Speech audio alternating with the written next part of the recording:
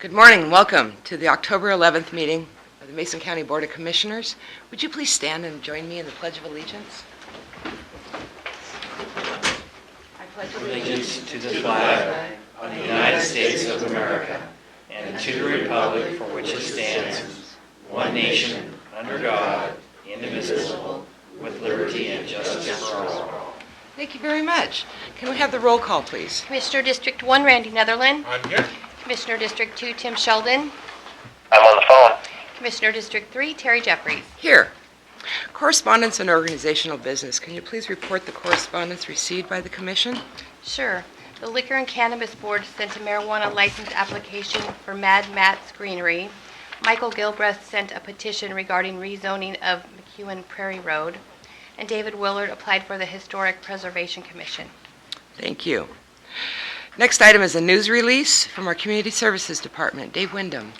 Good morning. Community Services offices will be closed on October 19th.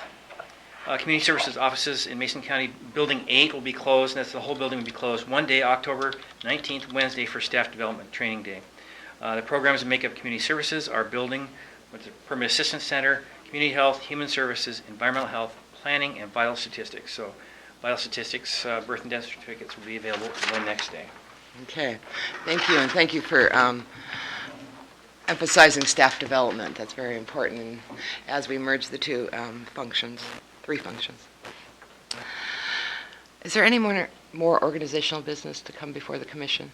Actually, I wanted to mention there's one more letter of correspondence from Ken Van Buskirk that he sent this morning regarding item 8.4 on the agenda today. Okay. Madam Chair, before I go into the other item number 8.8, were we able to obtain,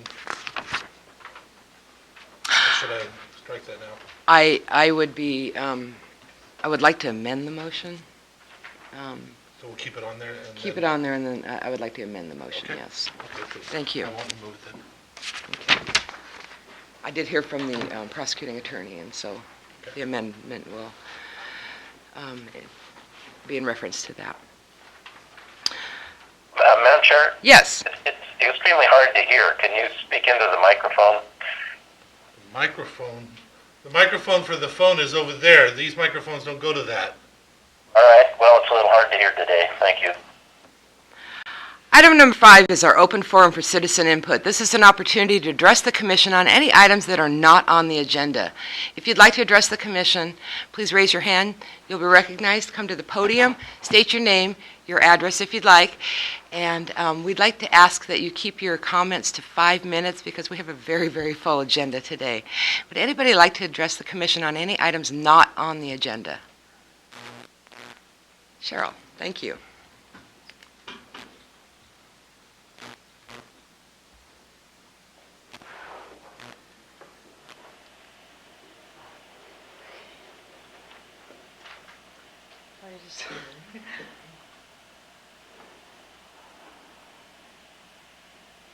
Good morning, Commissioners. My name is Cheryl Williams. I'm at 309 West G Street.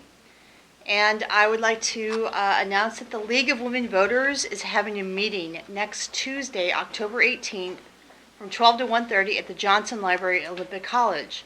This is a very important meeting as we are debating all of the initiatives and referenda. There are 6 of them. And it's important that citizens fully understand the pros and cons of each. The League of Women Voters will present both sides. We will also be pro and conning Proposition 1. So if there are any questions in your mind about this or any other initiative or referendum that will be on the ballot in November, plan to attend this forum. Again, it's from 12 to 1:30 p.m. at the Johnson Library at Olympic College next Tuesday, October 18th. Thank you, Cheryl. Appreciate the work that League of Women Voters does to get the word out on all of the ballot initiatives. Is there anybody else that would like to address the Commission? Thank you. Then we will move to item number 6. This is the adoption of the agenda. Madam Madam Chair, Chair, a question. How many items are on the agenda? I am informed that I looked at the website this morning at 8:30 in the morning, and there were 5 items on the agenda. We now have 8 items on the agenda added to them. Would you like me to read them now or go through the reading of them? Well, Julie just sent me the full agenda. I guess there's 3 items that were added. My question how would the public know that those items were going to be on the agenda today?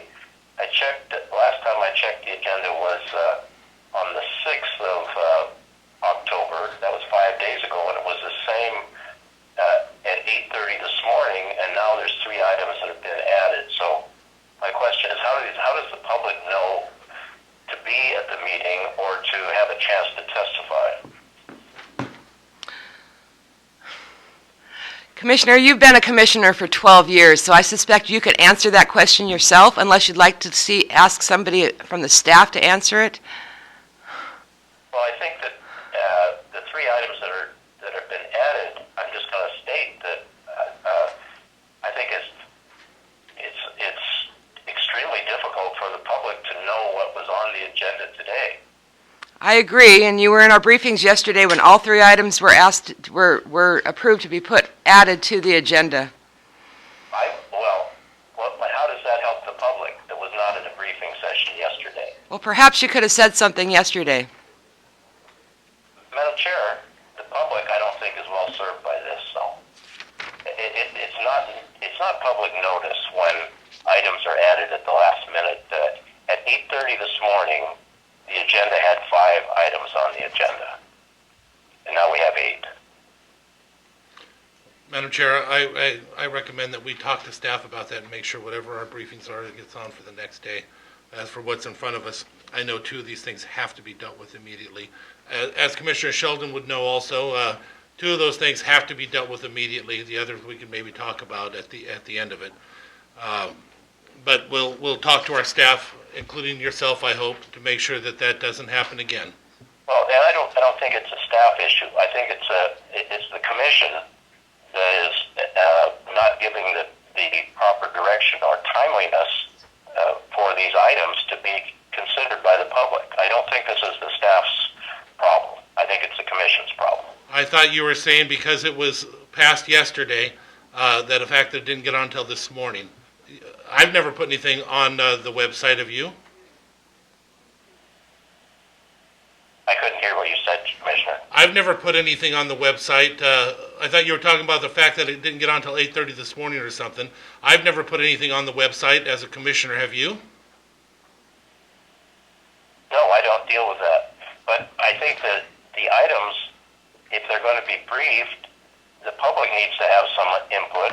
And if they're going to go on the agenda, they need to have time to find it and decide if I can go to Shelton today and testify or not. So I'm just saying that a timeliness issue is before us. And if you adopt the agenda, that's fine. But I think we should make some accommodations for the public in the future.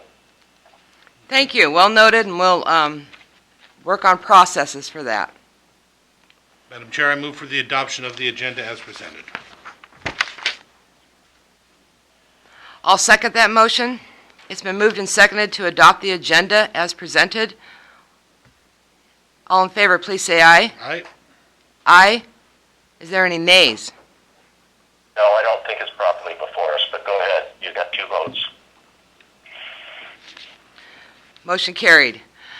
The next item is the approval of the minutes.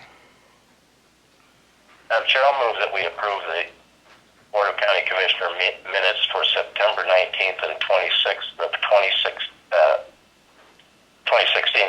They are briefing minutes. I'll second.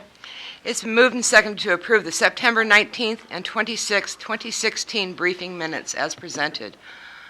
All in favor, please say aye. Aye. Aye. Aye, motion carried. The next item is the approval of the action agenda, and this is the series of agenda items that Commissioner Sheldon is referring to. The intention is to approve these items in one vote. We will read through each of the items on the action agenda, provide an opportunity for the public or the commission to ask any questions about any of the items on the agenda. We'll also have the opportunity to ask that any of these items be removed for a separate vote. Commissioner Netherland, would you please read items 8.1 through 8.4?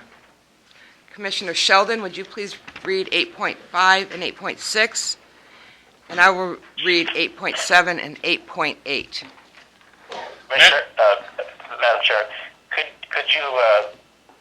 you two read them, because my copy here does not include the other 3 items that were added to the agenda, unless I go to an email account. So if you could read all of them, I'd appreciate it. Okay, so we will change that. Commissioner Netherland, if you'll read item 8.1 through 8.4, and I will read 8.5 through 8.8. Madam Chair, item 8.1 reads, approval for the board to authorize equipment rental and revolving, ER&R, to declare the Athey sweeper, the pickup broom, as surplus and dispose of it at the Ritchie's Brother Auctioneers.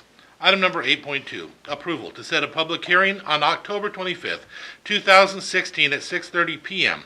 to consider code amendments to the Shoreline Master Program, Mason County Code 17.50, Chapter 9, Shoreline Management of the Comprehensive Plan, the Resource Ordinance, and Title 15, and to correct codification errors. Item number 8.3, approval of the Veterans Assistance Fund application for necessity items, $200, utilities, $66.73, and housing, $1,000, for a total of $1,266.73 as recommended by the Veterans Service Office. Item number 8.4, approval of the direct appropriation agreement with Washington State Department of Commerce for Belfair Wastewater System Rate Reduction Contract Number CD 16-96503-039. The funds will positively impact the county by reducing debt and providing rate relief for system users. Item 8.5, approval of the contract with Richard Beckman Realty Group, LLC, for county-related real estate services. 8.6, approval of the agreement with Jeffrey Myers, S. Myers of Law, Lyman, Daniel Kammerer, and Bogdanovich, P.S., to provide legal advice and representation concerning public records requests to the Mason County Public Defender's Office.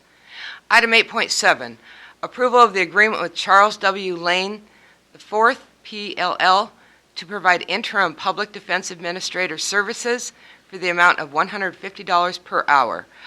Item 8.8, approval to print and distribute a fact sheet on Proposition 1, Mason County Metropolitan Park District, MPD. I will now ask that if there's any questions of the audience on any of the items just read, would you please raise your hand? Commissioners, do you have any questions on any of the items just read? Would anybody in the audience like any of the items removed for a separate vote? I would like to remove item 8.8. Commissioners, are there any other items you would like removed for a separate vote? Hearing none, I would entertain a motion. Madam Chair, I'd make a motion to approve those other items, 8.1 through 8.7, and just with a comment on, if I could, before we vote on 8.4. Okay. I'll second.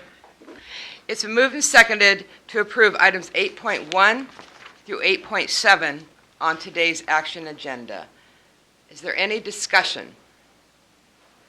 Thank you, Madam Chair. I wanted to comment on 8.4 that this reflects the appropriation that I found in the legislature 2 years ago for $3 million for the Belfair wastewater system and the Shelton wastewater system. So $1.5 million was directly appropriated to relieve debt. I know that it's helped Shelton. I don't know the amount, but Frank Pinter, our support services manager, says that indicated that it would save $45 per month for each equivalent residential unit, which is one house basically in the Belfair system. And I hope that we can go back to Olympia in the coming years and find some additional rate relief which pays off bonds and our debt early and saves a tremendous amount of interest. Thank you. Is there any other discussion? Hearing none, I will call for the vote. All in favor, please say aye. Aye. Aye. Aye. Motion carried. Thank you. Item 8.8. Item 8.8 is an approval to print and distribute a fact sheet on Proposition 1, Mason County Metropolitan Park District. We are authorized as a county to be able to provide information only as a county commission on any ballot initiatives. We had a lot of discussion about this particular this particular action to print and distribute informational flyers that would be inserted in the Mason Life, which is delivered to 11,000 people here in Mason County, and then also into the Mason Journal, which there are 7,000 that would be distributed via subscription. The cost to the county was a little over $2,000 for the printing and distribution. The content was sent to the Public Disclosure Commission to ensure that it was very neutral. By law, we are not allowed to advocate for a vote one way or the other, just provide information. We had a lot of discussion in our briefing session yesterday about whether this was an appropriate action for the county to take. We had not heard from the Public Disclosure Commission about the content of the flyer that is being proposed. There was a 2-to-1 vote, so to speak, at our briefing yesterday to seek the legal advice of our county prosecutor about the appropriateness of the content and of the distribution of this informational flyer. I spoke with our prosecutor this morning. He reviewed the public disclosure laws regarding this. In the guidance documents from the public disclosure, it emphasized that there would be extra scrutiny of any action taken by a legislative body after they had already taken the vote to put an initiative on the ballot. That language gave him pause about wanting to have the Public Disclosure Commission's very stated approval or consent that this action was an appropriate action. We had not yet heard from the Public Disclosure Commission. We did make some edits on the original language, added some language about how taxes can be raised should this initiative prevail. I would like to amend this motion to say the approval to print and distribute a fact sheet on Proposition 1, Mason County Metropolitan Park District, pending PDC, or Public Disclosure Commission, approval. Madam Chair, Yes, I'm sorry, are you finished? I am, please. Okay, well, thank you. Thank you for your explanation and for noting that I am in opposition to any expenditure by the county for a fact sheet. I've had a chance this morning to review some of the RCWs concerning this issue, and I think if we mail this out, it's very hard to unring the bell. If there's someone who objects to a portion of this, and I think everyone has a little different opinion about this issue. I know that there's some items that are not included. For example, facts that the Parks Board, if created, would have the power of condemnation, and I believe they would have the power to levy up to 75 cents a thousand per $1,000 of assessed value without a vote of the people. I'm not sure of that, but I believe that's true. It is in the RCW, yeah. There are quite a few things that I think are dangerous in taking any action. The citizens are very smart, and to put ourselves in a spot of sending out a flyer, basically, which is, in the words of the Public Disclosure Commission here, are in not a usual or a custom method of distribution, may err on the effort of the side of safety. I think that we've already expended some public resources in looking at this. We've had a discussion about it yesterday at our briefing. We've used our equipment in the office, obviously, to provide some of this material, and some of the staff is obviously working with the Public Disclosure Commission. That's an expense to the county. But as I understand it, our attorney is advising that we not take any action on this. So your motion to amend the motion with a word in there, I can't read it, but saying pending, I think is also very dangerous. The League of Women Voters is going to have a forum, I understand. We heard from Cheryl Williams this morning that that's going to occur. Why don't we just sit back and let the voters decide instead of taking a risky alternative here to try to inform the voters, and they may not appreciate it if all the facts are not there, all opinions are not taken into consideration. And the last point I'll make is the Public Disclosure Commission mentions equal time for dissenting views. And obviously I have a dissenting view. My view is we should have not put it on the ballot. And my view is, well, personally, I'm not going to vote for it. So I'd like to have equal time. Does that mean that you're going to appropriate an equal amount of money or a third the amount of money so that I can put out a statement? I just don't appreciate being lumped into the category of the commission has taken action, because I did not agree. And in my experience in the legislature, these issues are very contentious on how do you use public resources, especially for an entity, a municipality that has taken the action to put it on the ballot.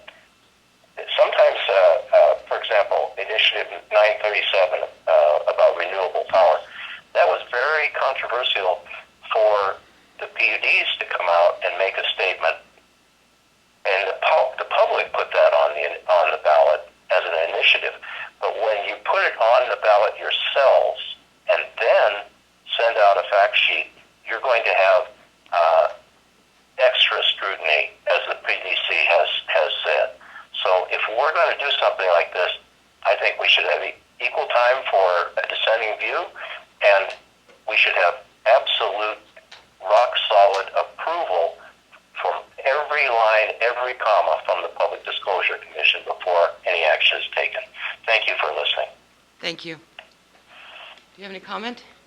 Or do we want to make a motion? Yeah. Or Might as well make the motion first and then comment afterwards. That's how we're supposed to do it anyway. So. I appreciate your adherence. Madam Chair, I move for the approval to print and distribute a fact sheet on Proposition 1, Mason County Metropolitan Parks District, MPD, pending, what's that? Pending approval by the... Pending approval from the Public Disclosure Commission, and stating that it must be approved by the Public Disclosure Commission before being sent out. I'll second that motion. Commissioner? Yes. Let people ask questions from the audience. Yes. I think we need a process of testimony, and probably should have done that before. But still, even before we invite them up, I want to clarify a few things to everybody. We have a motion on the floor in a second. First of all, why did we put it on the ballot? Not because we were in favor of it or not in favor of it. What happened is these people had been working on it for a long time, a year and a half or longer actually, and did the due diligence that they thought it was necessary to get it out on the ballot. We as a commission could have demanded they go out and get so many signatures.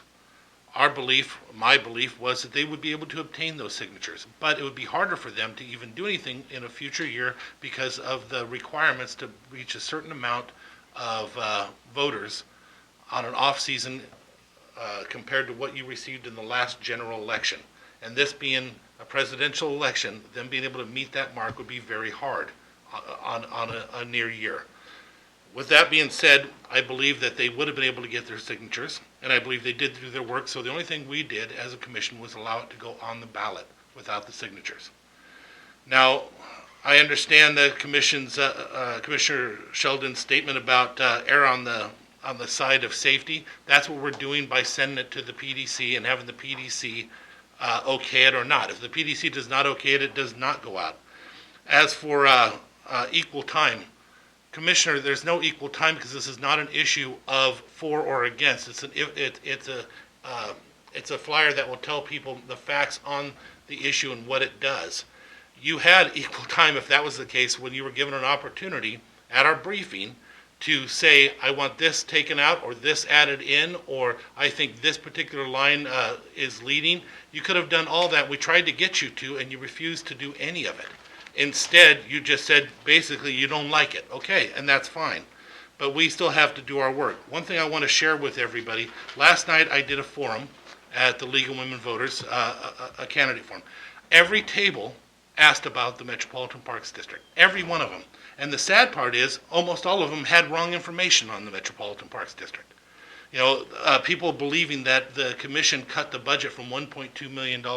In 2012, it was like $479,000 for the Parks and Trails budget. In 2013, it dropped down to $469. 2014, I think it went up $479, $489, back down to $479. In 15 and 16, it's $589. It was never $1.2 million. That's just the way it is. And so it wouldn't change any of that anyway, because another question everybody had was, will it be a form of the park? How can you control it? We can't control it. It's its own government. If the people decide to put this on the ballot, the Metropolitan Parks District will be their own government, like a city or a port or a fire department. And it's important that these people get this information out and that they know all that. You know, how much can they raise the tax? Those questions came up. It'd be nice if the commission who has this information puts out the information unbiased so that these people can make an educated decision one way or the other. Because, again, we did not vote for the Metropolitan Parks District. We did not vote against it. What we voted for as a commission was to allow them to put it on the ballot, and they have to make their own case. But we as a commission need to make sure that the citizens are educated, because we're the ones that have the information, to make sure they make the decision based on factual information, not just what they're hearing out on the street. I'm going to open the floor for questions, and then we will also open the floor for testimony. Are there any questions on item 8.8? Just one question. You're talking about putting in newspapers. Will you make it available at no charge? Or just the flyer itself? Yes, we'll have the overruns available. Will it be electronic so people can check it out on the web? Yeah, why not? We can certainly do that. Are there any other questions regarding? You know, we should have made him go up to a microphone, though. So the question was, for those that may not have heard that, was whether or not we can make an electronic version of it available for in distribution on the internet. And we will work to that, yes. Sir, My question may be too broad. Why did Would- we get... would you mind coming to the microphone? I See, Diedrich, you apologize. set up for the people at home, the one that didn't go to the podium was Diedrich, the one that wants us to get everybody to the podium. I'm Steve Andruski, 538 Terrace View Drive, Sheldon. I guess my question's really broad. How did we get here, I guess, is what I'm thinking. What brought us to this place where we're needing this put in place? I just never knew. All of a sudden it just started, in my opinion, I just started hearing about it, and now we're making a new district for Parks and Rec. Please. I'm not sure that the commission should take a position on that, to be honest with you. Okay. Because we're not supposed to be for it or against it. You'd have to ask them why they went forward. This is a group of Okay. citizens that actually went forward with trying to create it because of their issues and their wants or desires. For some of them, I've heard them say they want to have horse trails. For some of them, I've heard them say they want to have places for the kids to play. They want to have more money to be able to do parks. Others say they want to be able to get parks from the Mason County. It varies, but the commission would not be able to answer that because it's not our issue. The only thing we did was put it on the ballot. So prior to this, I guess, how were these issues being handled? Prior to these individuals coming up? So we have a Citizens Parks Advisory Board, Okay. and they put together a parks plan. And in the last parks plan, they had used, various internet survey methodologies, and I think maybe some written surveys to get the citizen input on what were the priorities for parks in the county. And so we, each budget year and each grant application year, we as a commission would pick off some of the proposed projects in that parks plan. Okay, I guess that kind of answers. Thank you. Thank you. Are there any other questions from the audience? Commissioners, are there any other more questions? My question, thank you, Madam Chair.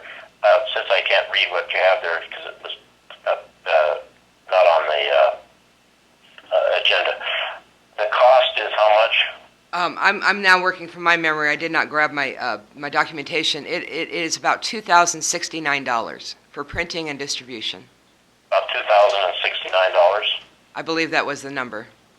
Okay. Now, if someone files a complaint against the commission for taking action to, and it is deemed to be advocating or for a ballot proposition that we have put on the ballot, I think the fine would be greater than the cost.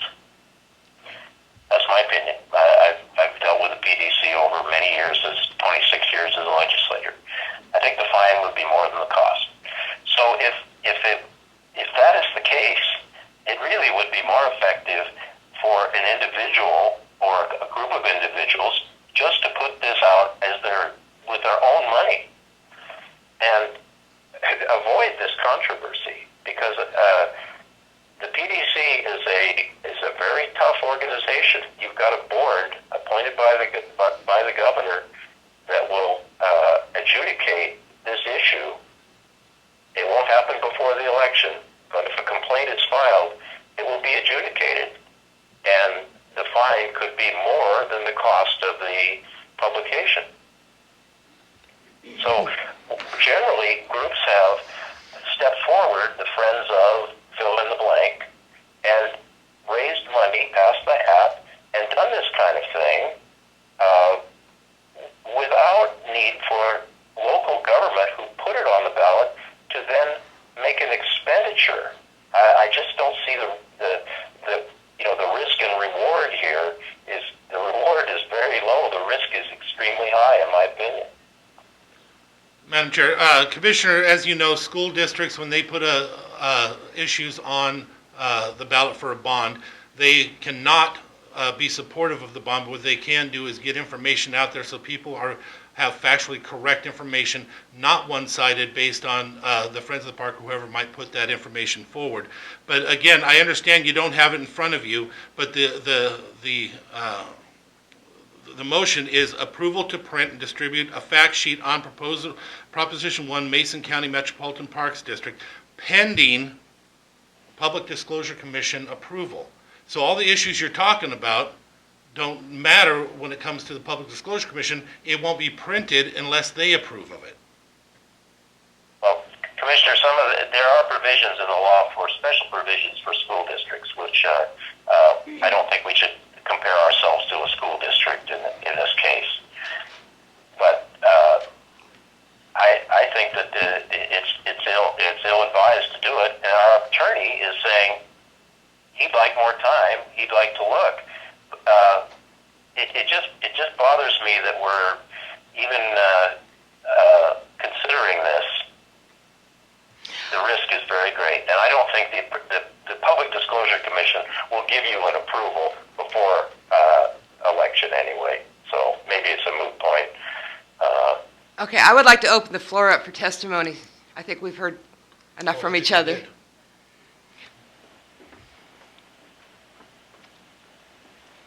Marilyn Vogler, 420 East Poplar. I've been involved with this from early on as a member of the Shelton Citizen Parks Advisory Board. It has changed tremendously since the early discussion when I believe his name was John Keats was here. Former director of the... I won't be voting on this because I live in the city, but I can certainly attest to the confusion that's out there. It was obvious last night at the League Forum. It's obvious because this is what my friends are talking about who live in the county. I have been asked by a number of people, what is this about? And so there is a tremendous need for objective information, and my only hope is the PDC will give you approval in time to get it into the newspaper. Absent that, I would hope the League or some other citizens group that is objective on the matter would take this into consideration, because people are confused. Thank you. Thank you. Thank you. And they are. Is there anybody else that would like to testify? Hearing none, I'll close the floor for public testimony.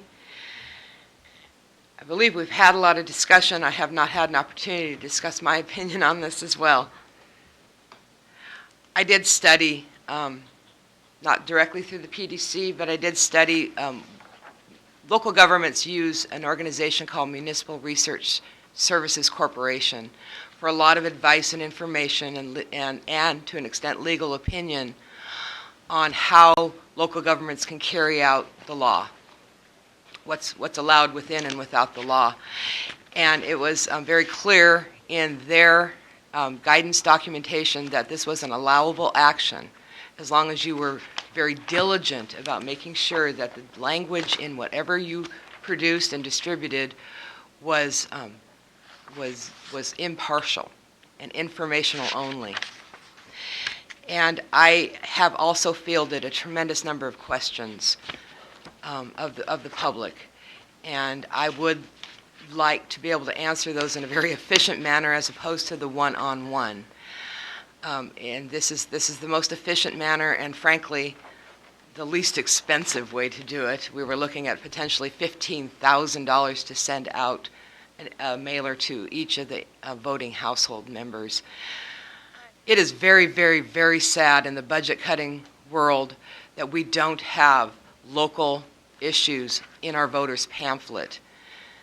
When I had gone out in my campaigns for seeking this office, consistently, especially from senior citizens, I heard how difficult it was to get information to be able to make an informed vote.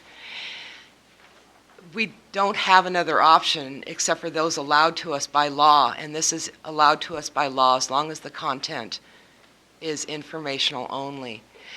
And this is just one piece. We very rarely go out to the public for an initiative. This county commission very rarely does. We use our representative form of government to assume we know what the citizens want, but there is no better way than having a ballot. Ask that question and having them make their opinion that way. And I'm very proud of the fact this is on the ballot because it gives the voters the decision and it doesn't just sit with the commission. We don't presume to know what the voters all want on this particular issue. Whether I'm for it or against it is in this case is inconsequential. To me, the most important piece is getting information out to the voters, because I heard strong and loud from the voters as I went door to door that it's so hard to get the good information. I thank the League of Women Voters for what they do. I thank everybody that gets information out on the internet. That's correct. But there's a lot of people that still like print copy or don't access them. My mother, she wouldn't know how to access the internet. So this is just another way to use whatever means we have to get information out that is impartial. And I think the $2,000 is pretty inexpensive. In response to Commissioner Sheldon's objections, pending approval of the Public Disclosure Commission is about the best we can do, and that is the advice of our prosecuting attorney, contrary to what you said last. It is the advice that I got this morning by phone from our prosecuting attorney. I even shared how I would amend this motion, and he concurred with that. So I think there's no question that our prosecuting attorney is okay with us seeking PDC approval. If we don't get it in a timely fashion, then the monies are not expended. Is there any further discussion? Madam Chair, just 2 points. First of all, I'd like to hear from our prosecuting attorney directly and not passed on by another commissioner. But one of the things that I read this morning was that it would have to be distributed in a quote, usual and the custom method of distribution. And I don't think we have a usual and a custom method of distribution. This is a one-off situation, obviously, so I think that might be a bone of contention with the Public Disclosure Commission. But my last point is, really the devil is in the details. And what is in that flyer is going to be subject to questions by the voters. So, for example, does it include the fact that the commission, the new Parks Board, if created, would have the power of condemnation? I think that's a very important item. I don't know if it does. I haven't seen what the draft is. Does it talk about the power of taxation? And can the new board levy up to 75 cents per thousand of assessed value without a vote of the people? And thirdly, what we're doing here is we're totally changing our method of funding parks.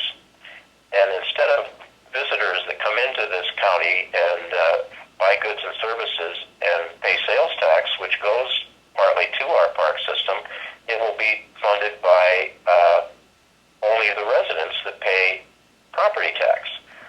So if those 3 things aren't on there, somebody's probably going to say, why didn't you include XYZ in your flyer?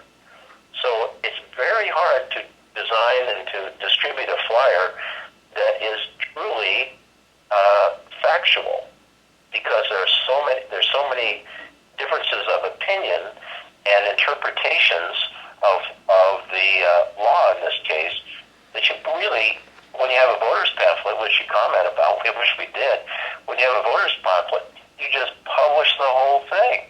And everyone it's a lot of fine print, but almost all the material is there for the voter to have in front of them when they mark their ballot. So I'm going to vote no on it. I think there's too many details here that are yet to be determined.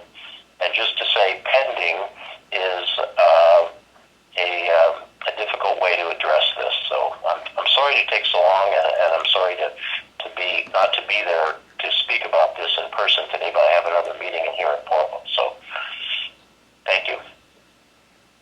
Further discussion? A lot, but let's go ahead and vote instead. I will call for the vote.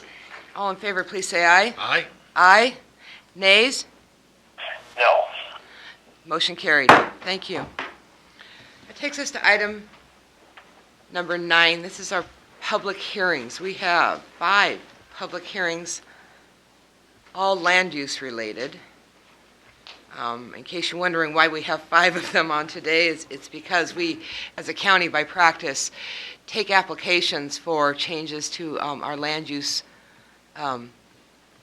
zoning and bundle and they are reviewed by our planning commission and voted and made recommendation on throughout the year, but then are brought to the commission generally once a year. And so we will start with item 9.1. This is a public hearing to consider the sale of Mason. This is the last one that's not a land use. A public hearing to consider the sale of Mason County surplus property located at 180 East Peebles Court, Shelton, Washington, for the amount of $5,000 to Craig and Evelina Kennedy. Staff, Frank Pinter, can you please present this item? And Madam Chair, thank you. I'm sorry I have to leave. I have to excuse myself. I've got to testify here at Portland. Thank you. Let the record show Commissioner Sheldon has left the meeting. Thank you. Frank Pinter, Director Support Services. As you mentioned, an offer was made by Craig and Evelina Kennedy for property on 180 East Pebbles Court in Shelton. parcel number 32127-54-00110, in the amount of $5,000. The offer will cover delinquent taxes of $1,657.11, as well as other costs of $1,474.19, netting proceeds of $1,868.70. But most importantly, it puts it on the tax roster for future tax benefit and collection. Are there any questions for Mr. Pinter? Any questions from the commission? Thank you, Fran. We'll open the floor for testimony. Is there anybody who'd like to testify? Marilyn Vogler, 420 East Poplar. I looked up this property on Tax Sifter. The assessed value is $8,250. Apparently, because of expenses and unpaid taxes, we're really selling this property for something more than $1,800 that will go. But part of that was for taxes, and part of it was for other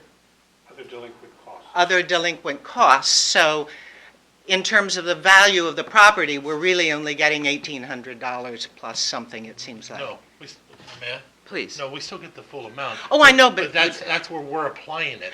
right. Yeah, so it's selling for $5,000, we're applying for $5,000. And one thing to remember about assessed values, I wish they were accurate. Remember, I'm a realtor. They're not accurate. Some things a lot higher. This particular property was on the market for 858 days through the MLS. Okay.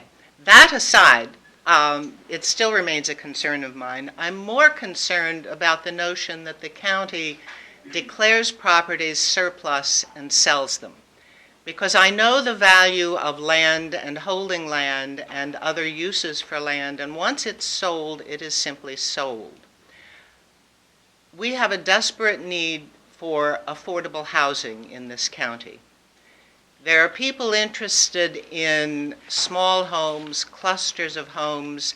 I talked with Dan Griffey at the forum last night, who's interested in the notion of micro home zoning that would allow a lot such as this to be subdivided for multiple very small homes. This lot is 110 by 250 feet, give or take a few, because it's not quite a rectangle. And so it's a large piece of property as housing lots go.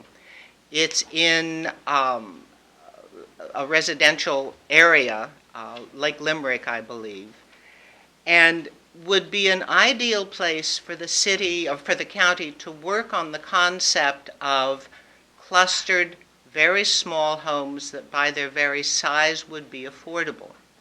It may not work for this one because you have an offer, it's well along the way, but as I said, I'm concerned about disposing of property that could be used by the county as grant match for affordable homes, as test sites for affordable homes.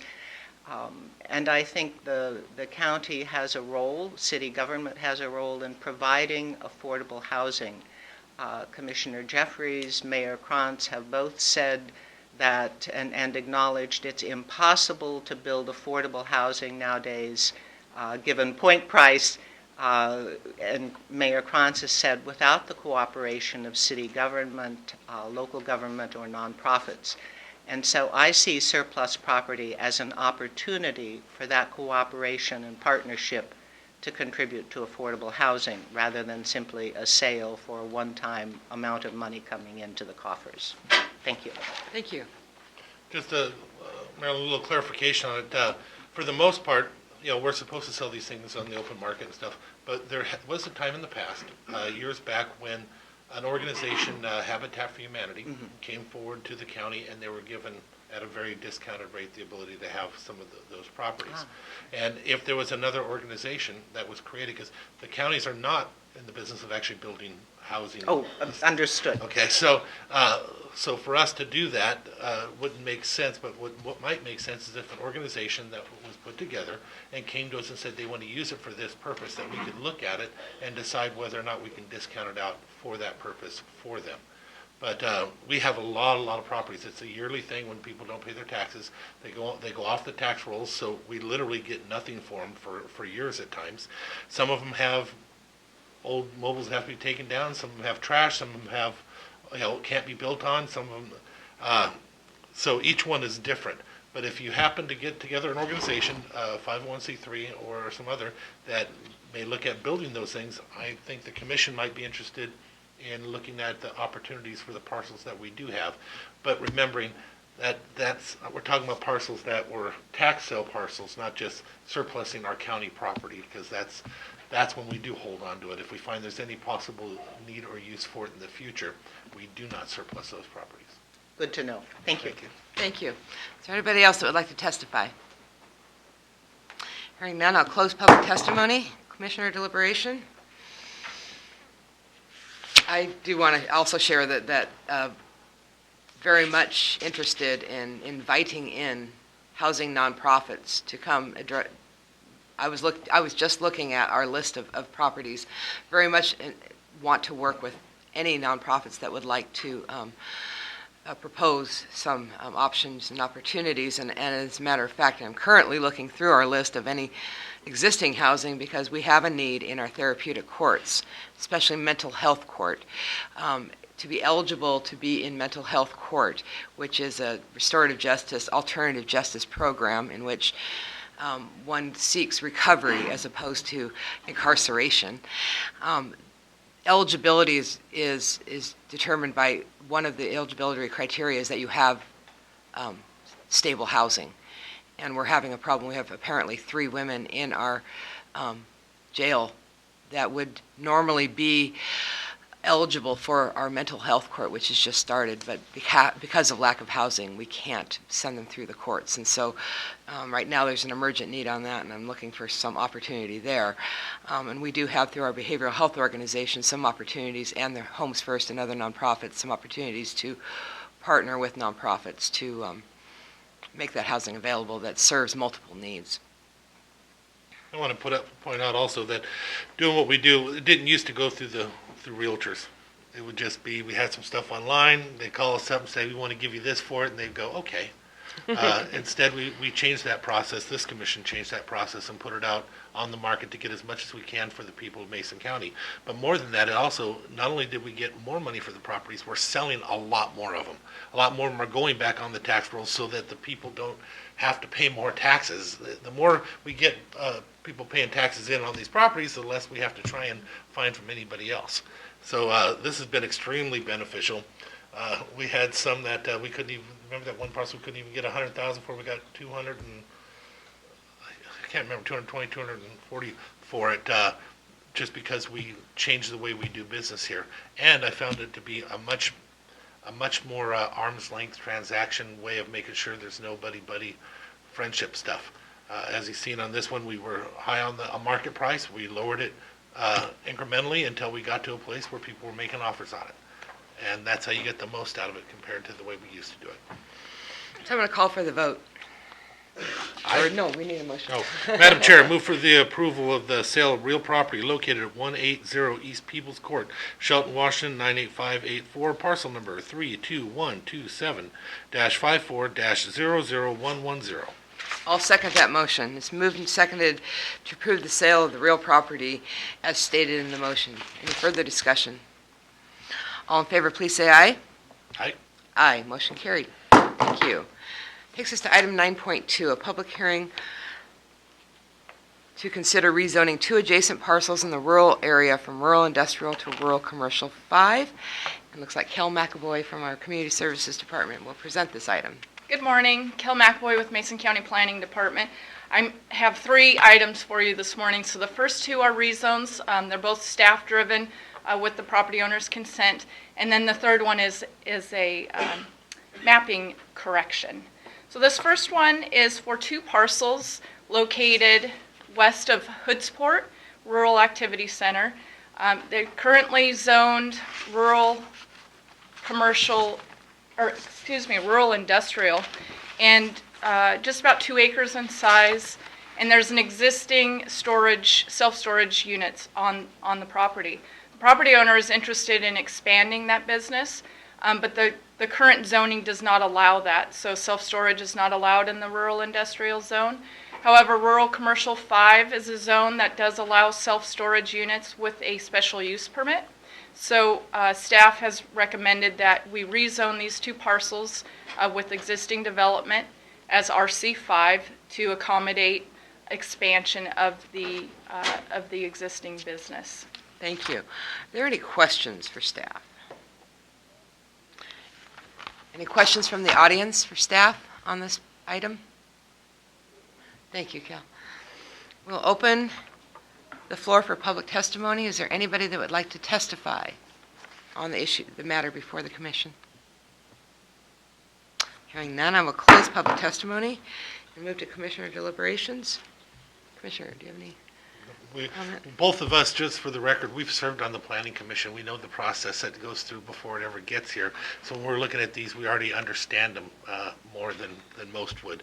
Not everybody serves on the planning commission to become a commissioner. It's two separate issues, but we're both aware of it and spent years chairing it and otherwise. So I would entertain a motion then. okay, Madam Chair, move that the Board of County Commissioners shall approve the rezone of parcels number 42210-34-90020 and 42210-34-90020 from rural industrial to rural commercial. 5. Sorry. I'll second that motion. It's moved and seconded that the Board of County Commissioners rezone parcels numbers 42210-34-90020 and 42210-34-90020 from rural industrial to rural commercial 5. Further discussion? I just want to thank everybody involved for all their hard work, Planning Commission especially. I appreciate your words about that. It's a lot of work on these considerations, especially by staff, to present the item fairly and to make their recommendations. So I'll call for the vote. All in favor, please say aye. Aye. Aye. Motion carried. Next item is 9.3. Public hearing to consider rezoning, downzoning a parcel in the rural area from rural commercial 1 to rural residential 5. Cal. Again, Kel McAvoy with Mason County Planning Department. Again, this is a staff-driven rezone with the property owner's consent. This particular piece of property, it's under a half an acre. It's located on the Mason-Pierce County border. It's surrounded all by rural residential 5 and residential development. It is currently undeveloped. However, in the past, it did have, I think, a drive-up burger stand. And so that particular commercial business went out in the late 80s. But when the county went through the zoning in the mid-90s and then adopted in the 2000 for the comprehensive plan update, it was zoned as rural commercial. However, today it would be unable to be developed as commercial because the ingress and egress access off of State Route 302 would not be granted. And there is a small easement there that would be appropriate for residential, but not for commercial. It's the highway is on a bend. So there isn't clear visual for another access point there. The property owner is interested in the rural residential, and so we're proposing that it get downzoned to rural residential 5. Thank you. Are there any questions from the audience on the item before us? Commissioner, any questions? I'm from that area. I know that location. You're not going to get in and out of that highway. Thank you, Cal. I'll open the floor for public testimony. Is there anybody who'd like to testify on the item before us? Hearing none, I will close public testimony and move to commissioner deliberation. Madam Chair, I move that the Board of County Commissioners shall approve the rezone of parcels number 12233-500009 from rural commercial 1 to rural residential 5. I'll second that motion. It's been moved and seconded to approve the rezone of parcel number 12233-50-00009 from rural commercial 1 to rural residential 5. All in favor, please say aye. Aye. Aye. Motion carried. Item 9.4. is a public hearing to consider correcting a mapping area for a parcel mapped as long-term commercial forest that is designated as in-holding lands. Yeah. Good morning, Kel McBoy, Mason County Planning staff.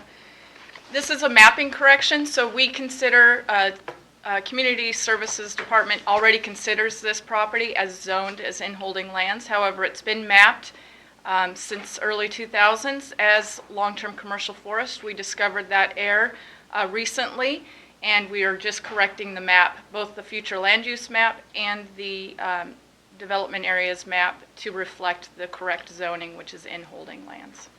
Can you more clearly define what in-holding land means? Yes, so there's long-term commercial forest, which is actually resource. It's a designation rather than what we think of as zoning. Long-term commercial forest, you're familiar with a lot of Green Diamond and other companies, private and landholders.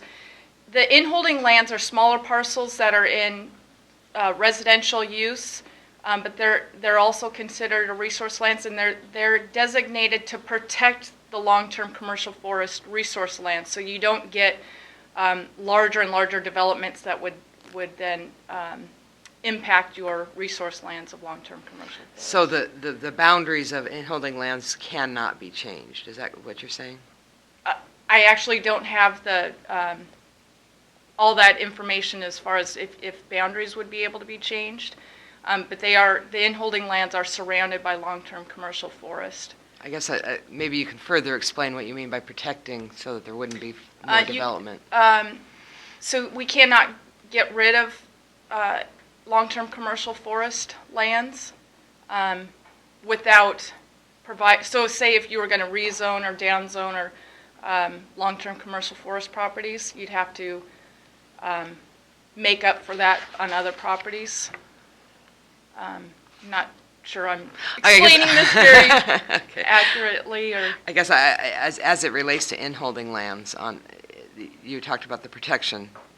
So the in-holding lands is residential land within land designated as long-term commercial forest. They're much smaller parcels that are surrounded by the long-term commercial forest. Okay. And they're not necessarily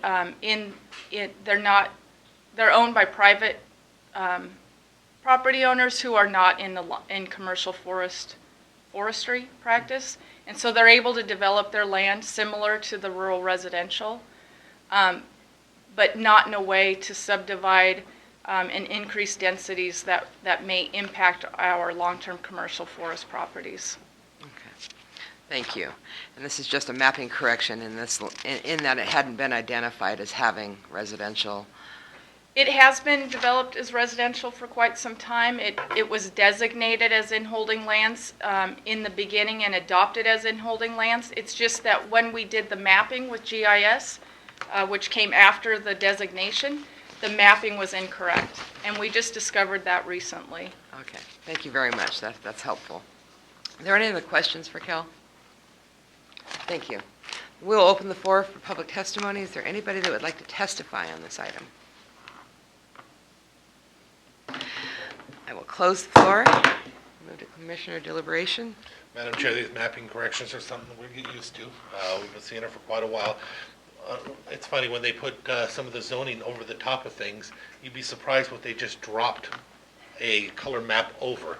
I remember one section up in the Belfair area that is all rural residential 10, but it's right over the top of about 30 quarter-acre lots.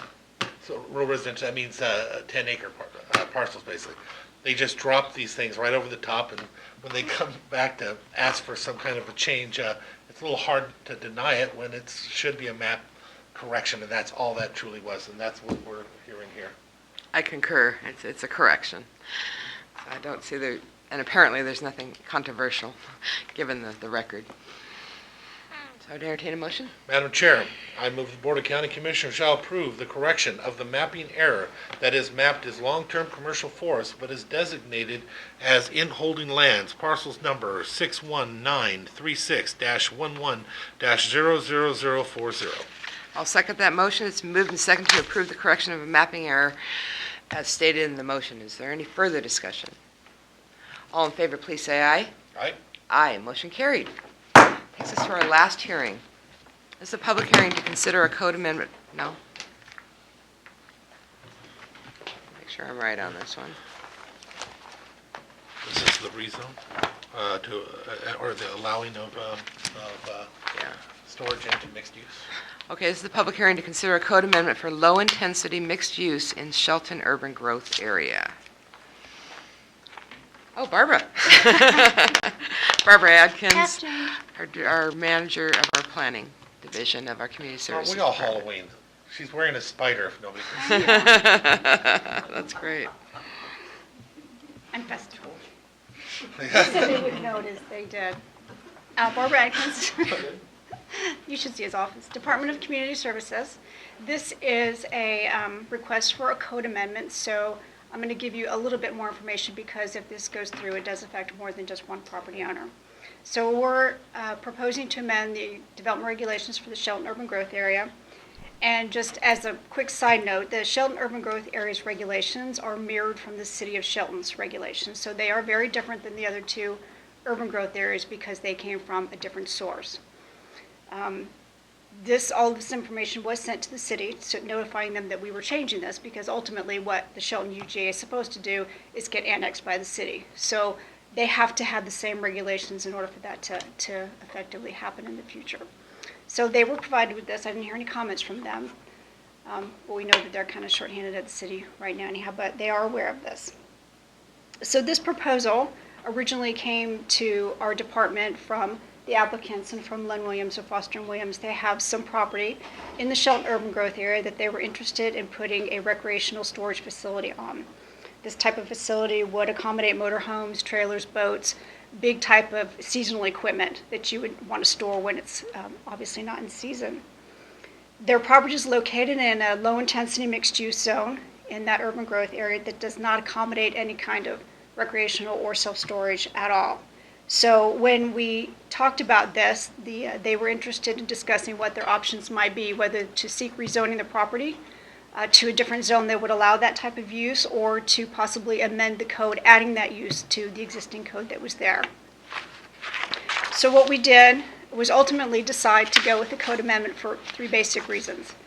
The first one was doing some research on self-storage within the county.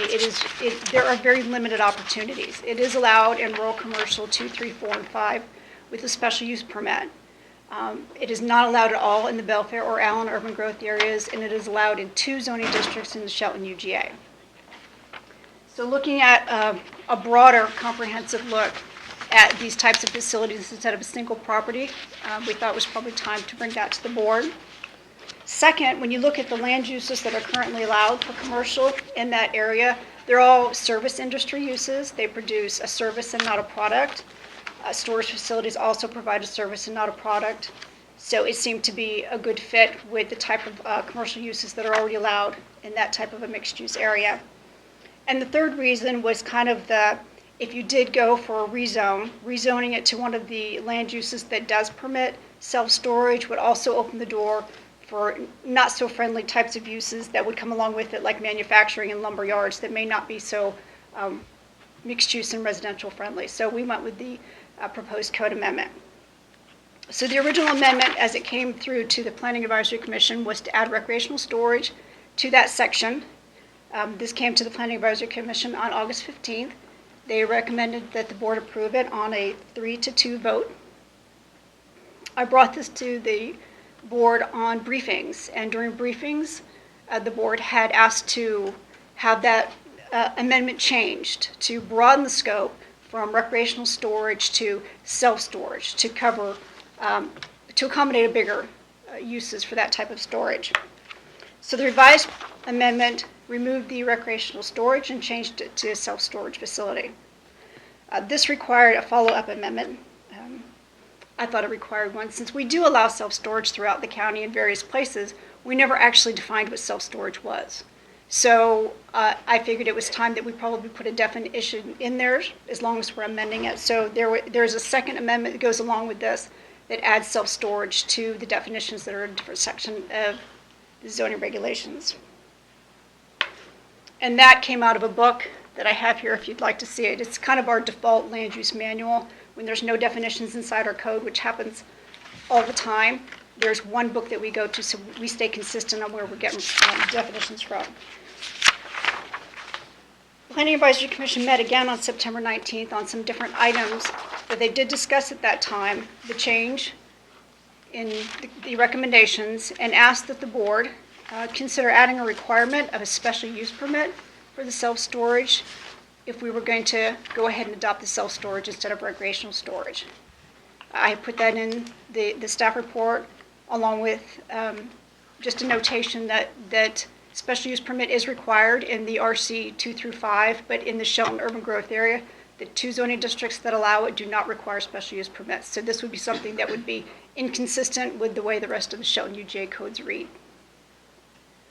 If that code amendment were to go through on, I guess, page 5 of 6 of your staff report, we would move that use from allowed uses down to special uses. So it would go to a different place in the code if that's the route that you wanted to go. I gave the board 3 recommendations, actually kind of 4, to adopt the ordinance as proposed without the special use permit, secondly, to adopt it with the special use requirement and move it to a different location. Of course, you have the option to deny, and the applicants have asked that if the board considers not going with the self-storage, that perhaps you reconsider the recreational storage that was their original request. Please. When it was brought back and the request from the Planning Commission was to include the addition of a special use permit requirement, what was the vote on that? Oh, you know, I don't remember exactly if it was unanimous or not. It was kind of it wasn't on their hearing, it wasn't on their agenda, it was kind of a group action to just kind of put forth a note to the board. You know, there's 2 representatives here, they may remember better than I do. You weren't there yet, were you? Before my Yep. time, Randy. Were you there? I believe the vote was unanimous, and I believe the staff report said that. I was looking for it. That's what I was looking for also. But no, that's good enough. Okay. Thank you, Marilyn. Thank you. Are there any questions, other questions for staff? Hearing none, I'm going to open the floor for testimony. Is there anybody who would like to testify in the item? Thank you. Hi, Len. Been a while. Len Williams, Foster & Williams Architects, and I've been working with the owners of the property that first brought this forward. I just wanted to emphasize a couple things that Barbara already mentioned.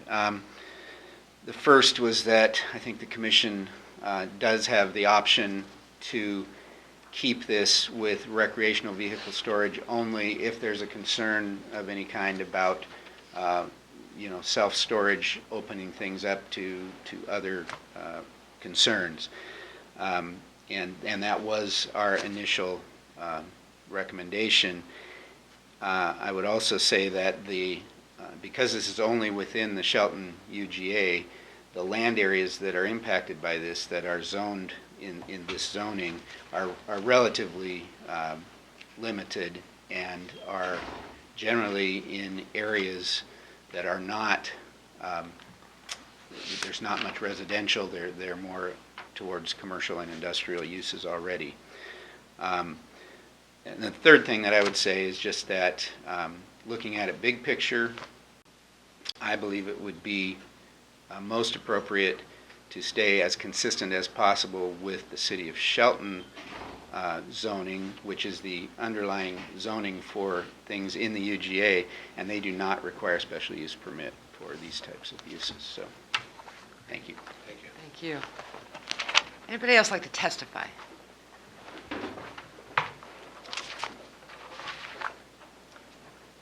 This is my day. Marilyn Vogler, 420 East Poplar. I want to make it very clear that I am a member of the Planning Advisory Commission. I did participate in this discussion, and I did vote on both times it came back. I want to speak today, though, as a member of the public. And I want to speak particularly because of a couple of experiences I've had with self-storage. units, and I want to speak to the inconsistency pointed out and the need for special use permitting.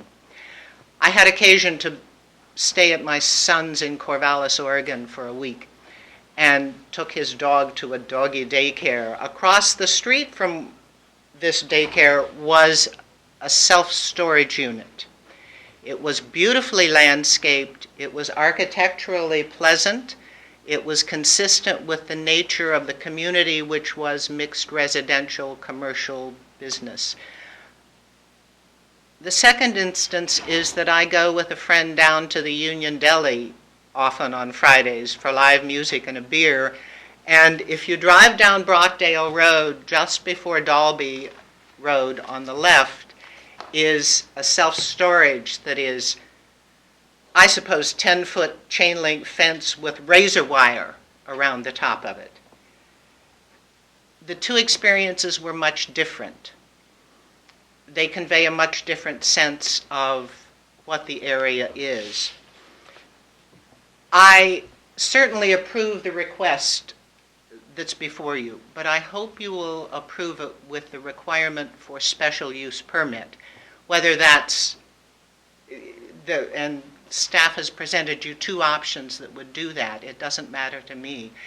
But to point out an inconsistency in zoning, it seems to me that zoning is specifically to allow for inconsistencies, or let's say different uses in different areas. Let's look at the intent behind these zones. And low-intensity mixed use is intended to provide for a mixture of residential and commercial uses in close proximity, while maintaining a high degree of design standards. This is directly from your code. The designation is intended to maintain the historic and small-town character of existing neighborhoods and gateway.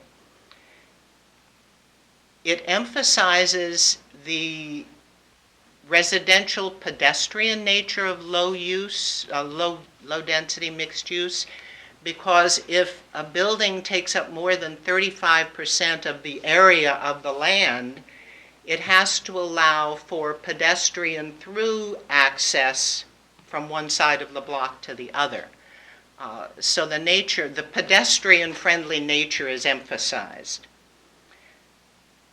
Let's look at general commercial, which allows self-storage without special use. There is nothing in the code about design standards in the same way. It focuses on commercial uses and activities which are dependent on convenient vehicular access, not pedestrian. It also is intended to maintain the livability of adjacent residential communities, not residents that might be mixed in because they're not allowed in commercial. If you look at commercial industrial, which is the other zone in the UGA that allows self-storage without special use, it says this commercial industrial mixed area should be buffered from residential uses through the provision of adequate mitigation, including landscaping as part of site plans. And so it very specifically is buffered from residential. We're asking for a change that allows self-storage in an area that is intentionally residential and pedestrian friendly. And it's only through the special use permitting process, whether it's a special use or whether you say it has to have that we can ensure those design standards, things like what type of screening, landscaping, is there razor wire, what kind of lighting is used, is it compatible with the residential area. It's only through the special use permit process that those elements can be discussed and decided upon. And so, yes, please allow the self-storage, but please require special use permitting, whether it's recreational only or self-storage, simply to protect the intent that you yourselves have laid out, or the Commission has laid out, in the differentiation of these zoning classifications. Thank you. Thank you. Is there anybody else that would like to testify on this item? I think I'll just say a brief word. Thank you. James Thomas, 50 East Wait, let's Marine- wait till you get to the, he can only pick up, I see. thanks. James Thomas, 50 East Marine View Drive, beautiful Allen, Washington. I, like Marilyn, am a member of the Planning Advisory Board. I was not a member at the time that this deliberation took place. I have done some research, though. One of the issues that seems to concern people about self-storage facilities is crime. I spoke with Shelton's police chief and a representative from the Mason County Sheriff's Office. I also spoke with a police group based in Arizona, and I'm sorry I've forgotten where. I should have brought notes. By and large, crime problems are associated with small self-storage units, mom and pops, where somebody's got an extra building and they lease out some space. Like Maryland, I think you should approve this with the special use requirement. That allows you to make sure that we don't have an explosion of small self-storage facilities that create problems for the community, problems for policing. And I certainly agree with everything that Marilyn said about making sure that they fit into the larger community architecturally and traffic flow. So I would encourage you to vote in favor with the special use requirement. Thank you. Is there anybody else that would like to testify on the item before us? Can I? Would you allow a follow-up? Go ahead. It'll be brief. Okay, thank you. Excuse me, though, is it rebuttal, or, because it's not proper for a rebuttal? I just wanted to address the special use permit question, and all I wanted to say was, we're not concerned in particular about meeting special use permit requirements.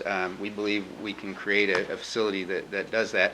We are concerned about the added costs that the owner has to pay to go through that process, and the time and length of that process, not just for our facility, but for others. And that's why it seemed to me best to be consistent with what the city of Shelton has done already in that zone. Thank you.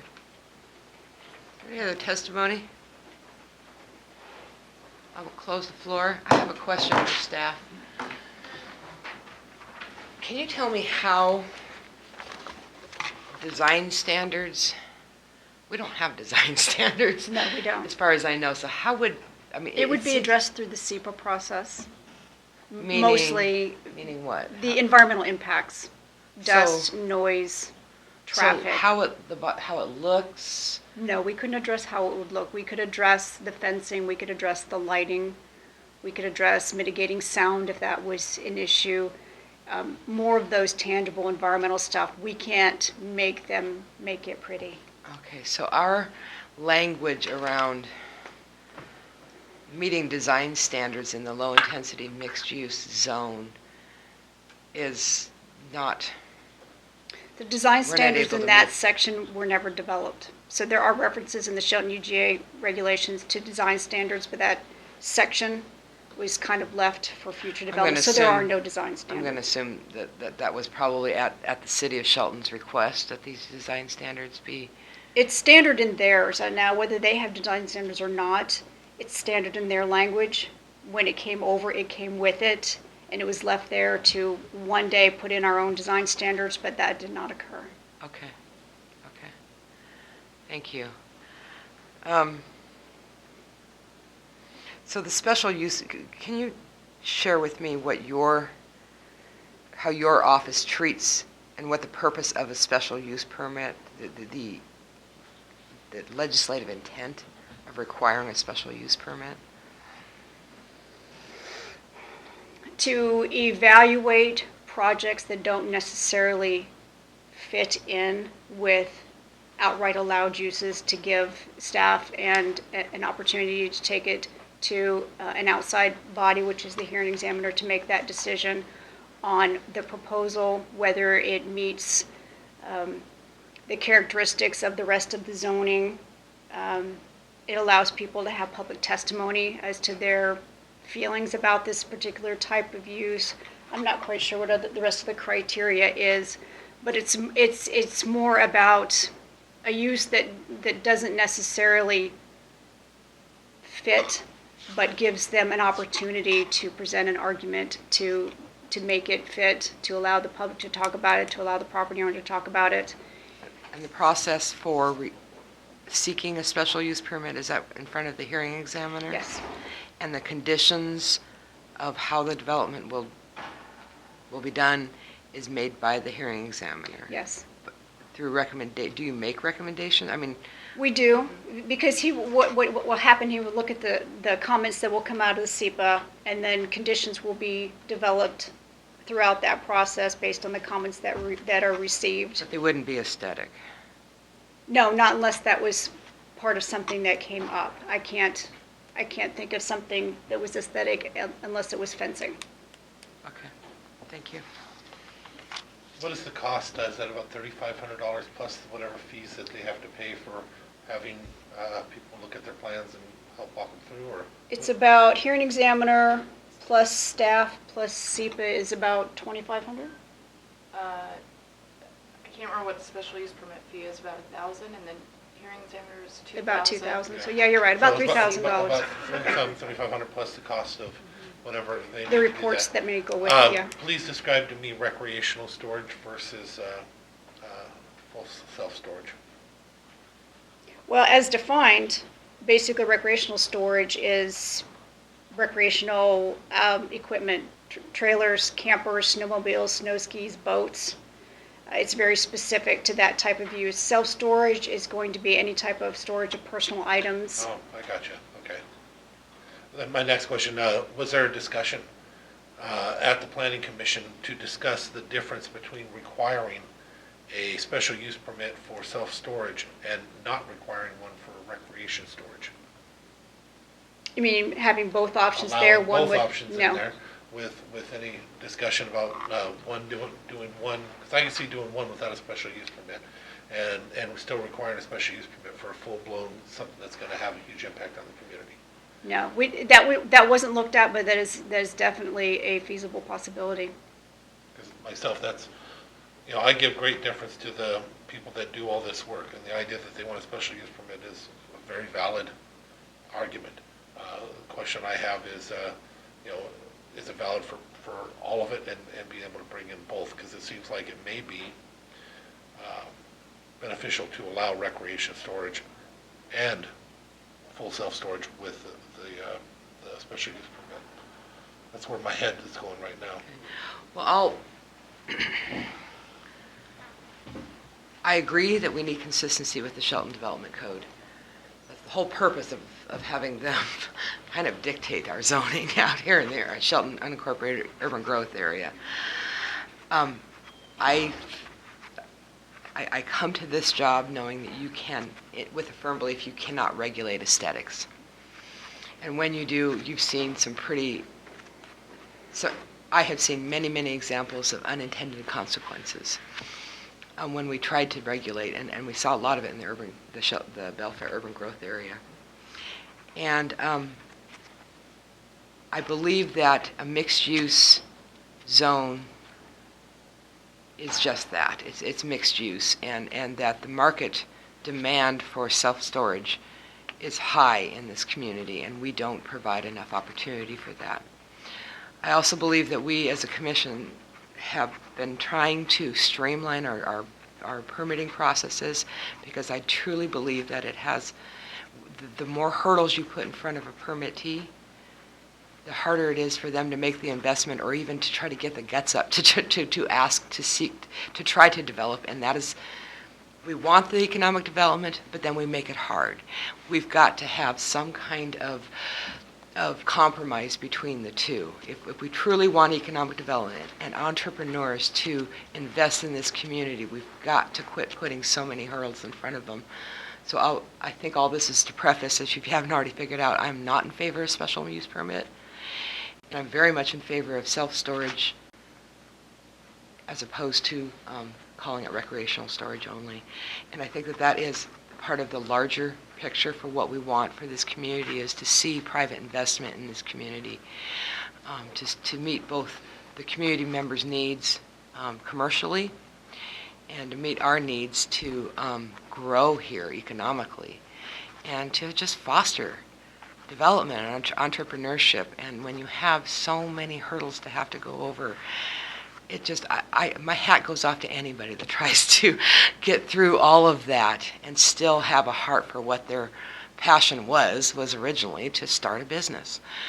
And so I have to say I'm not in favor of special use permit. Okay.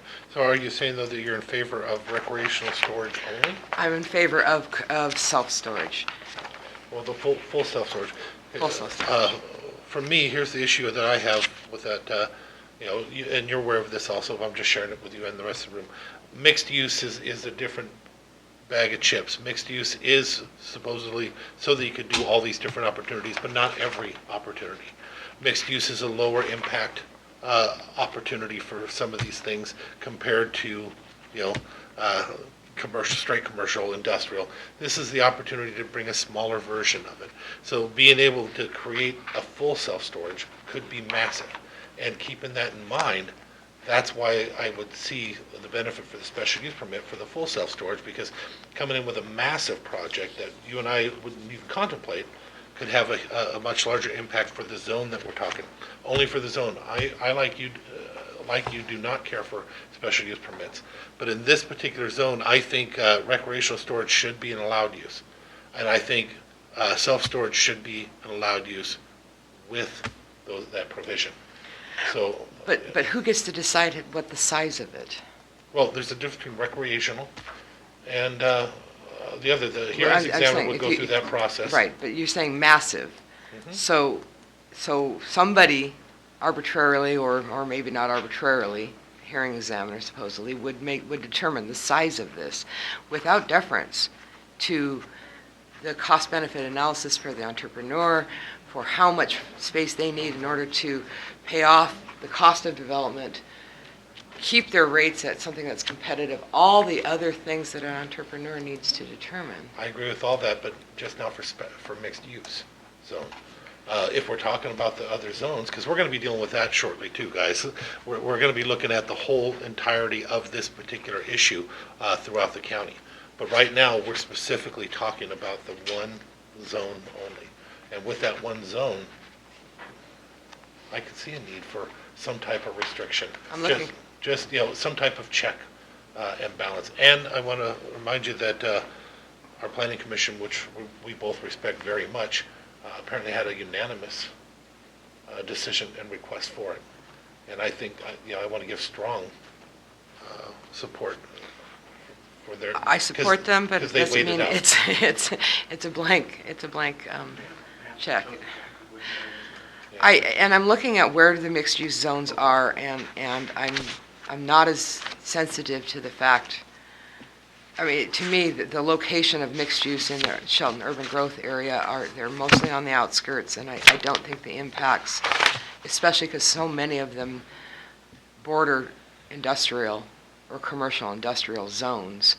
I see one, and only one, that's really bordering a neighborhood zone. And so I think we might be in disagreement here, and unfortunately, we have only 2 commissioners. But again, I want to remind you that, although I appreciate your opinion, and I'm sure you do mine, there was a group that went through all these questions, and they did more than the small research that we're doing, or the research that we're doing up here. And with that being said, again, they had a request. I trust those people that they did their homework.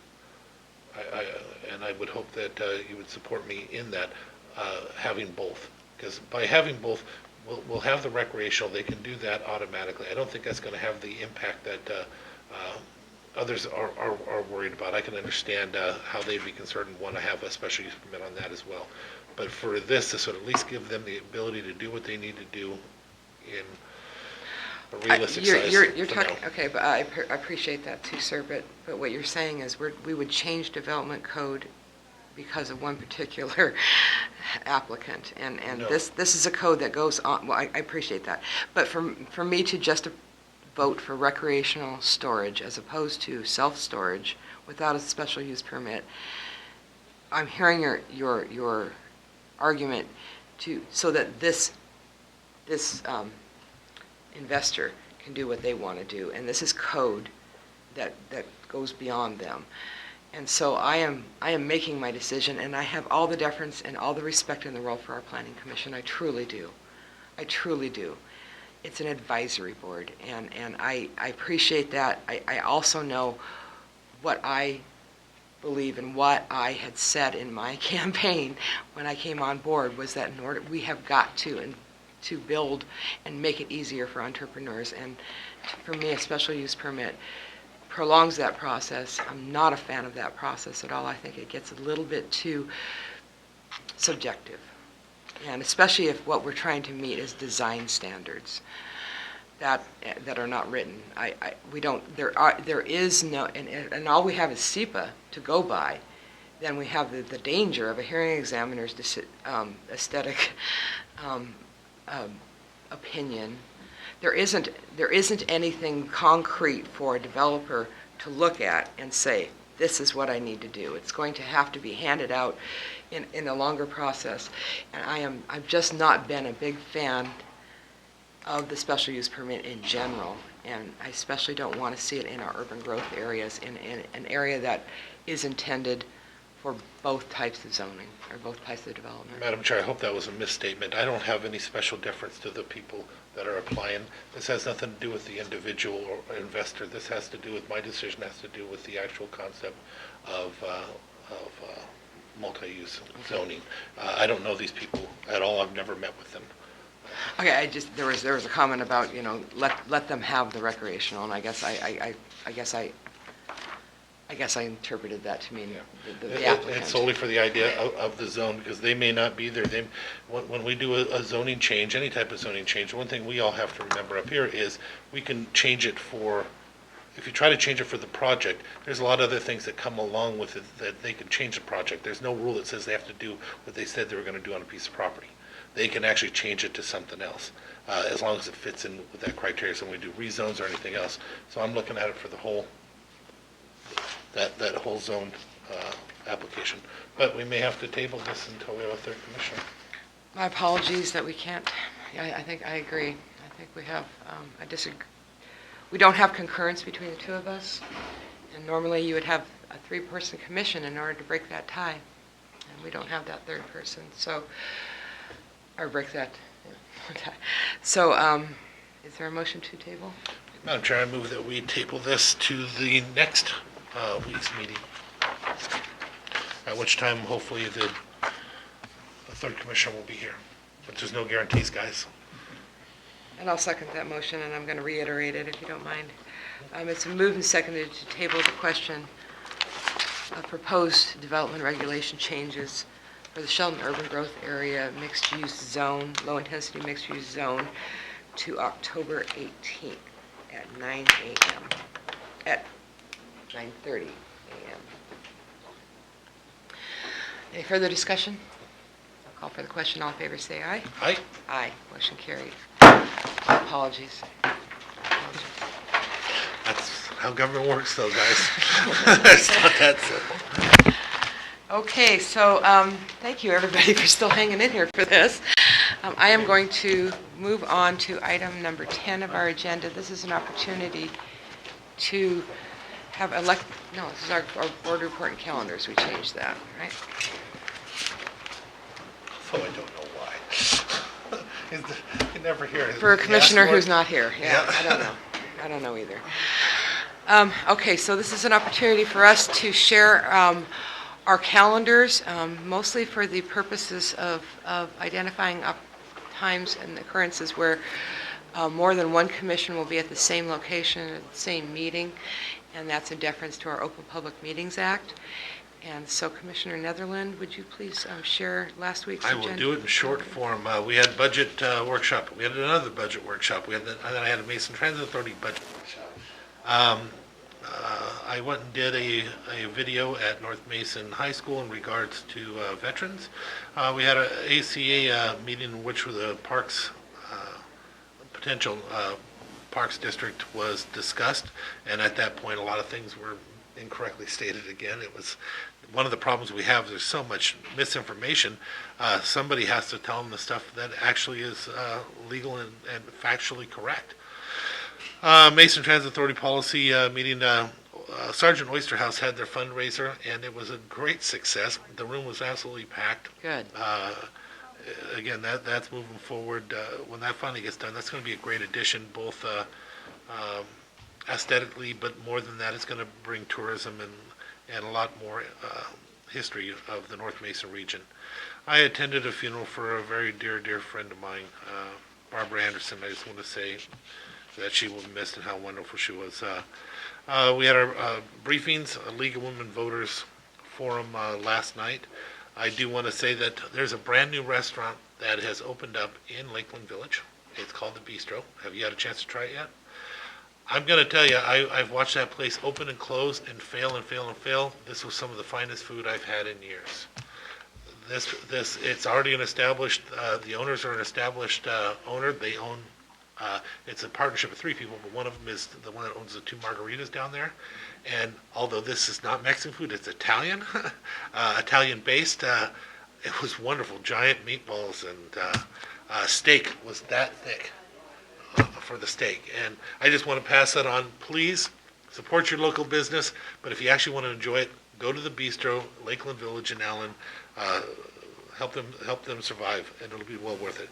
Next week, budget again. Mason Transit Authority Park and Ride meeting. I will be attending a meeting on deciding where that goes. There's a Parks District meeting at Alderbrook. I believe it is tomorrow night, or is it tonight? Tonight. Yeah, the 11th tonight. North Mason High School Scholarship Breakfast. We have another budget workshop. Elected officials and directors lunch. I have a Suboxone meeting. I have the iFiber debate, and back to briefings. Okay, thank you. Last week, following our commission meeting, we did have budget workshops, and also on Wednesday, the 5th, I had a very good discussion with City of Shelton staff and one of their commissioners regarding a potential location for a mental health triage center. I think we've gotten far in alleviating some concerns, but there will be, for people's knowledge, there has been a receipt of a grant to open a mental health triage center / detox facility in the future. And the proposed location is downtown Shelton. There's some concern with the city of some of the city Shelton commissioners and potentially some residents about that location. So I wanted to be able to have the director who would be directing this facility address any concerns of the city commission for this location. And then we were assuring them that there would be open public meetings opportunities for the public to hear what the impacts of the neighborhood might be, and ask any questions and seek the input of the public on that. And then I attended the Downtown Visioning Committee. There's a Shelton Downtown Visioning advisory group that met with our road engineer and the architects and planners who were awarded a contract to tie in Gateway, Railroad Avenue Gateway development design with the downtown visioning design. It was very, the discussion did not get to the gateways as much as I'd hoped, and we're not quite sure whether this is the right group, but at least people are aware that the city and the county want to work together, because people don't know, the city limits start around about where the EFI building is. And so we have responsibilities to maintain the roadways coming off of Highway 101, going onto Railroad Avenue up to EFI. If there's some beautification and welcoming improvements to be done, I want the county to partner with the city on that. We have it in our transportation improvement plan to work with them. I think there's a tremendous amount of grant opportunity for this work. And so we're at the start of making sure we're working together on this, and with the help of planners. I met with Scott Brewer to hear about Hood Canal Coordinating Council future developments and past meetings, since I cannot attend those meetings anymore. I met with Barry Hansen of Catholic Community Services about supportive housing in Mason County for our needs for mental health and substance abuse services, and how housing can be a good resource and a connector to making sure that our recovery services are helpful. And then I had my last meal, I think, at Zen's Oyster House. I'm so sad to see that closing to the public use. I met with Rosa McLeod from Maria Cantwell, Senator Maria Cantwell's office, gave her an earful about the needs and the struggles of county government. I firmly believe that so many folks don't understand how county government is a different animal from city government, and some of the struggles we have, especially in the context of growth management, in that if we ask that all of the development happen within urban growth areas, it means you have lost a huge financial resource for counties who are responsible for the majority of the criminal justice costs in a county. And so I also asked for some help around welfare sewer funding. We had a budget work session of the Thurston Mason Behavioral Health Organization, identified 2 areas where Thurston County are getting services paid for by the Behavioral Health Organization that are not extended on to Mason County. And I'm just kind of that fly in the ointment or the bug in the ear for them. And so one of them is some case management services for the Public Defender's Office. And so bringing that forward probably in 2017. We had our briefings yesterday, and then we'll have, following this meeting, we'll have a budget workshop for our treasurer and assessor's budget requests. I have a MACECOM governance meeting, and I will attend also the Metropolitan Park District Candidate Forum tonight at Alderbrook. We'll have budget workshops tomorrow, and then the elected officials and directors lunch meeting. I will also be in attendance there. A pre-agenda meeting with Mason Transit Authority, and then I may or may not be delivering flyers to the Sun, and we have these deadlines and a short timeline. I hope to attend the North Mason Chamber of Commerce after hours on Thursday the 13th. I don't know if you'll be there as well in Allen. North Mason, which one? It's the after hours on October 13th at Leonard K's. I may be there. Okay, I'll be meeting with staff regarding some concerns about meeting our public health staff. And I'll also be attending on Friday the Hood Canal Bridge Tour. I will also be there also. A lot of this stuff didn't make into my phone this Okay. week, but I will. So I we plan will on both being there, be yes. on a boat Yep. at the Hood Canal Bridge. I'm the chair Okay. of the Hood Canal Coordinating Council, so I go there representing them, and this will be my 3rd one under the bridge. And this is my opportunity to see firsthand, in case people don't know, we spend a tremendous amount of money trying to restore salmon stock. And we have hatcheries opening, even 2 new hatcheries opening on the canal. And what scientists have found is that there are certain species of salmon, and for the life of me I can never remember which ones they are, that don't get past the bridge when they go out to the ocean. We chip them so we can identify and track them, and they see chips all over the floor of the Hood Canal right there at the bridge. And we don't know exactly what the issue is, and so there will be there's some effort to identify funding to do the research to identify what can we be doing, because if we're spending all this money to try to restore salmon and our infrastructure is blocking them from even getting out to the ocean, That's a waste of money, frankly. So, and then be back here for the commissioners' briefing on Monday. I will not be at the chamber after hours. I have that debate with iFiber. That's why I didn't have that in my phone. I see. Okay, thank you. And then we have, this is the next opportunity, or on the agenda is opportunity for elected officials and/or department heads to address the community. You hear crickets? I hear crickets. Commissioner, would you be okay with maybe moving that to even before the action agenda? It would give them an opportunity to know pretty decisively when their opportunity to address the commission, or address the commission and the community, and then they can be on with their work. Frequently, they'll have to wait through a lot of debate. Let's think about it and talk about it during the briefing, because I can see some issues that could arise with that. Okay. And so we ought to have that conversation. But, Okay. Can you make note of that Mostly I for wouldn't mind. our briefing agendas? Great. And then, is there any other business to come before us? Madam Chair, I move we, We adjourn? Okay. I said it right in your call. Madam Okay. Chair, I move we adjourn. I'll second that motion. We are adjourned. And we have a meeting in 5 minutes. It We starts. have a meeting in 5 minutes. Okay.